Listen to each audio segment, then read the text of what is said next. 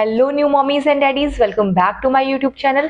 आज का ये वीडियो बहुत खास होने वाला है आपके लिए, क्योंकि इस पूरे वीडियो में मैं आपसे बात करूंगी कि आप अपने बेबी को पॉटी ट्रेनिंग कब से स्टार्ट कराएं, और पॉटी ट्रेनिंग स्टार्ट करा रहे हैं तो आप कैसे कराएं, क्योंकि इतना ईजी नहीं होता है बच्चों को कोई भी चीज़ सिखाना।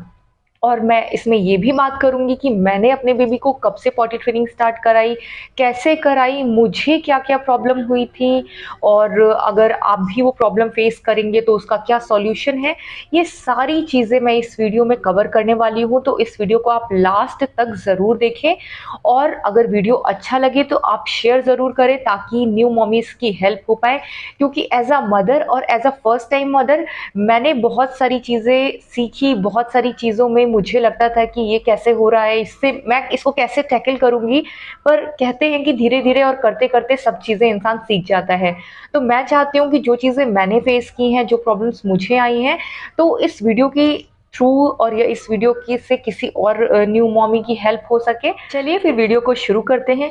वीडियो शुरू करूँ उससे पहले अगर आपने मेरा चैनल चिकूज वर्ल्ड नहीं सब्सक्राइब किया है तो आप उसे सब्सक्राइब कर लीजिए, क्योंकि मैं प्रेगनेंसी रिलेटेड वीडियोस और पेरेंटिंग टिप्स सारे इस चैनल पर अपलोड करती रहती हूँ। तो सबसे पहले अब बात करते हैं कि आपको अपने बेबी को पॉटी ट्रेनिंग कब से स्टार्ट करनी है। तो इसके लिए कोई ऐसा डिफाइंड एज नहीं है कि आपको इसी एज से शुरू करना है, लेकिन जितनी जल्दी से जल्दी हो सके आप अपने बेबी को पॉटी ट्रेनिंग देना स्टार्ट कर लें, क्योंकि इससे बेबी को पता रहेगा कि उसको पॉटी करनी है, और आप भी कई हद तक फ्री फील करेंगे कि बेबी को आप उस टाइम पे पॉटी सीट पे बैठाएंगे या फिर पॉटी के लिए लेके जाएंगे, बेबी पॉटी कर लेगा, और कम से कम आप डायपर यूज़ करेंगे। शुरुआत के 6 महीने तक तो बेबी ब्रेस्ट फीड पे ही रहता है, तो उसकी जो यूरिन करने की फ्रीक्वेंसी होती है वो ज़्यादा रहती है, और 6 मंथ्स आपको एक्सक्लूसिवली ब्रेस्ट फीड ही देना है। डॉक्टर्स भी आपको यही एडवाइस करेंगे। और आफ्टर 6 मंथ्स आपको बेबी को सेमी सॉलिड से इंट्रोड्यूस कराना है और ब्रेस्ट फीडिंग भी कंटिन्यू करना है। आपको अपने बेबी का पैटर्न पता रहेगा कि आपका बेबी दिन में कितनी बार यूरिन पास कर रहा है, कितनी बार वो पॉटी कर रहा है। एक मदर ही बहुत अच्छे तरीके से जान सकती है अपने बेबी का पैटर्न। अब जो यूरिन करने की उसकी जो फ्रीक्वेंसी है वो चेंज भी हो सकती है, डिपेंड करता है मौसम में, कि अगर मौसम जैसे गर्मी है तो हो सकता है वो कम टॉयलेट करे, अगर मौसम ठंडी का है तो ज़्यादा यूरिन पास कर सकता है, अगर बारिश का सीज़न है तो ज़्यादा पास कर सकता है। तो आपको पता रहेगा कि आपका बेबी दिन में कितनी बार पॉटी करता है, कितनी बार आपका बेबी टॉयलेट करता है। उस हिसाब से आप अपने बेबी को, जब भी आपका बेबी आपको लगता है कि हाँ अब इसका टाइम हो गया है पॉटी का, तो आप एक बार उसको वॉशरूम में लेके जाएं। अब मैं बताऊंगी भी कि कैसे आपको करवाना है, क्योंकि बेबी खुद से नहीं करेगा, वो आपको ट्रेनिंग उसको देनी पड़ेगी। अब मैं बात कर लेती हूँ कि मैंने अपने बेबी को कब से स्टार्ट कराया था और कैसे स्टार्ट कराया था। मेरा बेबी जब 7 मंथ का हो गया था तब मैंने बेबी को पॉटी ट्रेनिंग देना स्टार्ट किया था। पर ऐसा मैंने महसूस किया कि मैं अगर उसको पहले स्टार्ट की होती तो मेरे लिए ज़्यादा अच्छा होता, क्योंकि शुरुआत में मैं क्या करती थी, अपने बेबी को दिन भर तो कॉटन की नैपी में रखती थी और रात में मैं उसको डायपर रखती थी। उससे बेबी ने जब से सॉलिड स्टार्ट किया तो उसका एक पैटर्न सेट हो गया था, जैसे कि वो ब्रेकफास्ट करने के बाद पॉटी करता था, लंच थोड़ा सा किया उसके बाद वो पॉटी करता था, और शाम को जब मैं फ्रूट उसको देती थी तब वो पॉटी करता था। तो खैर ये मैंने 1 महीने ऑब्जर्व किया। उसके बाद मुझे खुद से फील हुआ कि मैं अब इसको अगर पॉटी ट्रेनिंग कराऊंगी तो ये कर लेगा, क्योंकि उसका पैटर्न पता हो गया। एक दिन फिर मैंने कोशिश यही की कि मॉर्निंग में जैसे 8 बजे वो उठा, मैं उसको सीधे पॉटी कराने के लिए पॉटी सीट पे बैठा दिया मैंने, और उसने तुरंत कर लिया। फिर जब उसने लंच किया, लंच के बाद मैंने एक बार उसको ट्राई किया, उसने नहीं किया। बच्चे ऐसा करते हैं कि अगर आप उसको पॉटी ट्रेनिंग करा रहे हो, पॉटी ट्रेनिंग दे रहे हो, तो आपको बहुत ज़्यादा पेशेंस रखना पड़ेगा। कई बार आप उसको लेके जाएंगे वो नहीं करेगा, और आप काफ़ी देर वेट करेंगे वो नहीं करेगा, और हो सकता है कि आप उसे तुरंत रूम में लेके आए वो तुरंत कर दें। तो इसीलिए आपको पेशेंस रखना पड़ेगा, क्योंकि बच्चे के साथ कोई काम इतना ईजिली नहीं होता है। तो आपको उसको लेके बैठे रहना होगा, थोड़ी देर उसको थोड़ा सा डिस्ट्रैक्ट करना होगा। जैसे मैं कुछ उसके अलग से टॉयज रहते हैं वॉशरूम के ही, जो मैं उसको दे देती थी। वो अपने हाथ में पकड़ा रहता था और वो उधर ही खड़ा रहता था। हो सकता था 5 मिनट बाद वो पॉटी कर दे। और इसी तरह आपको टॉयलेट के लिए भी करना है। जैसे टॉयलेट का तो उसका कोई टाइम फिक्स नहीं होगा। अगर पॉटी की बात करें तो पॉटी का उसका फिक्स हो जाता है, लेकिन टॉयलेट तो बेबी कितने भी बार कर सकता है। लेकिन कुछ कुछ चीज़ें जैसे मुझे पता चल गई अपने बेबी की, कि वो फीड लेने के बाद एक बार वो सुसु करता है, या फिर वो जब सो के उठता है, वो नींद में सुसु नहीं करता है, जब वो सो के उठता है तब वो सुसु करता है। तब मैं उसको क्या करती थी, वॉशरूम में लेके जाती थी। कुछ आपको साउंड निकालना, जैसे अगर आपने सुना होगा आपकी दादी नानियों से कि वो आवाज़ निकालती थी, थोड़ा विसल बजाती थी, आप ऐसा करेंगे बेबी के साथ तो बेबी ज़रूर यूरिन भी पास करेगा और पॉटी भी करेगा। तो मैं अपने बेबी के लिए ये करती थी।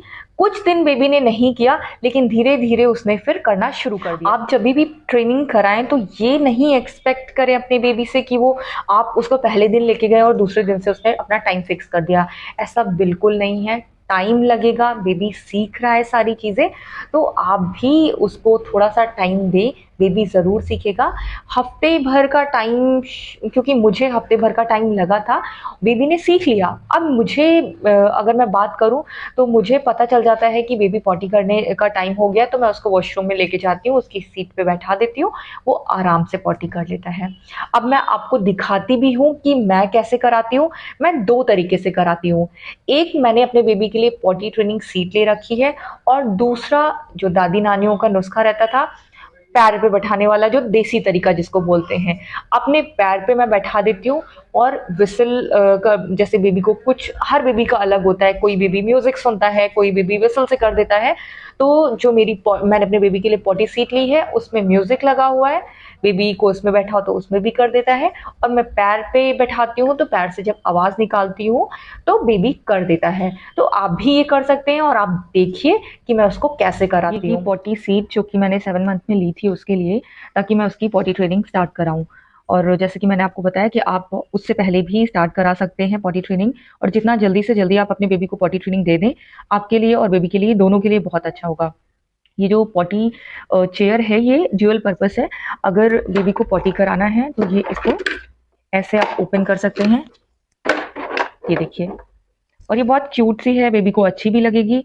और जब अगर बेबी ने पॉटी कर लिया है, आप इसको निकाल के ये पॉटी सीट हटा सकते हैं, और इसको फिर आप एज अ नॉर्मल चेयर भी बेबी के लिए यूज़ कर सकते हैं।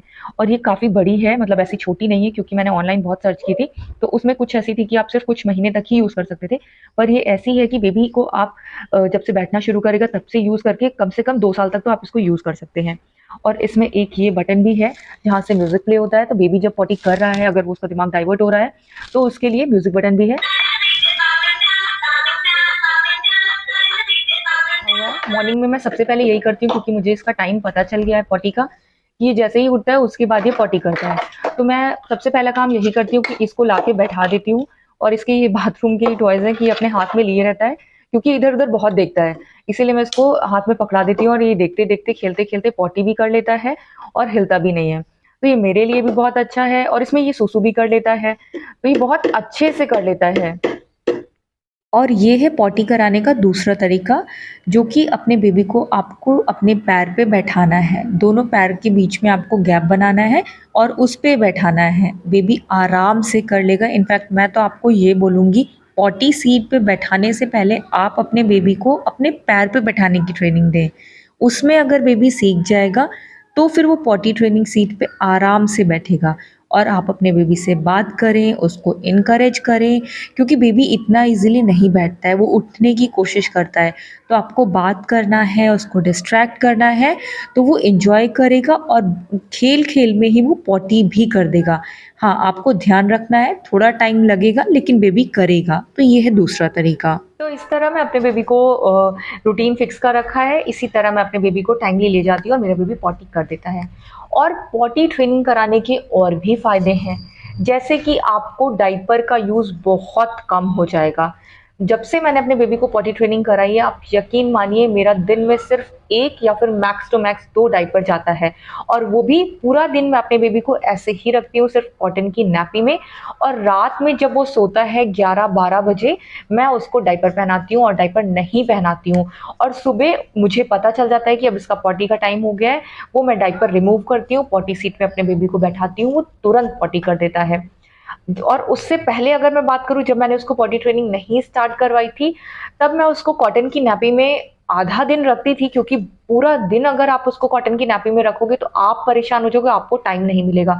तो मैं उसको रैशेस को अवॉइड करने के लिए आधा दिन तो रख पाती थी, लेकिन 2 बजे के बाद और फिर पूरी रात उसको डायपर में रखती थी, तो कहीं ना कहीं उसको रैशेस हो जाते थे। अब जब से मैंने उसको पॉटी ट्रेनिंग स्टार्ट की है, उसको एक भी रैशेज़ नहीं, क्योंकि वो डायपर पहनता ही नहीं है, और ना बिस्तर गंदा होने का डर रहता है, ना ये डर है कि बेबी ने कहीं और पॉटी सुसु कर दिया।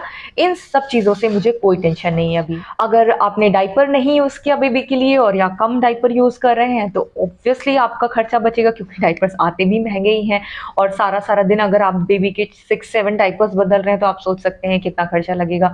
और अगर आपने ट्रेनिंग करा दी है, तो आपको पता है पॉटी किस टाइम पे करेगा, सुसु कब करेगा, तो आप उसी टाइम पे उसको लेके जाएँगे और वो पॉटी कर लेगा। और सुसु के लिए आपको, जैसे बेबी सुसु ज़्यादा करता है, तो आप हर 1-1 घंटे पे ले जाइए। बेबी को सुसु नहीं भी आ रही है, तो भी आप उसको वॉशरूम में लेके जाइए। अगर आ रही होगी तो वो कर देगा, और अगर नहीं होगी तो कोई बात ही नहीं है।